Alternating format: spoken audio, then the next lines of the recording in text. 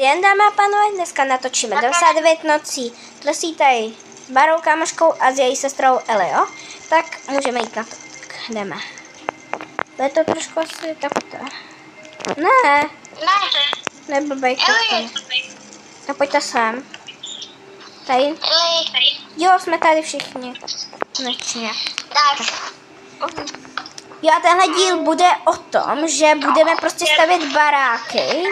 Já a kámošky sestra. A Bára pak naše baráky bude hodnotit, jo. Tak jo, můžeme jít na to.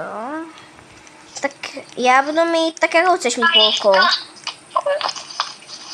Ne, jsem na půlky, ne? Ty baráky. Tak já chci tady tohle. OK, tak si mám tam tu. Tak si vezmu tohle. Zaprvé odstranit tenhle já můžu odstranit trávu, co nevím. OK, tady já mám, tady si sem dávám nějaké věci, které vám budu dávat. Tady tohle je moje půlka, jo? Jo. Ale tady toho něco neber, jo? Tam si Bára dát věci.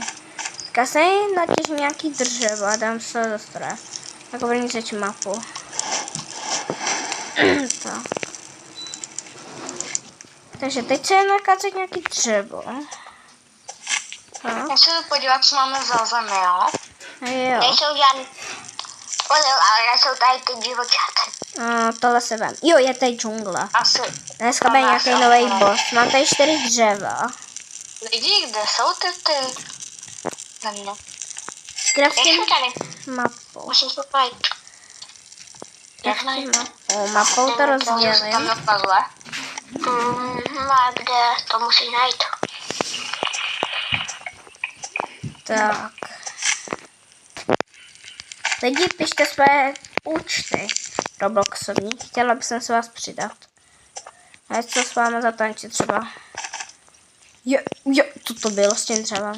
Nějak odlítlo. Tak. Zvětším mapu.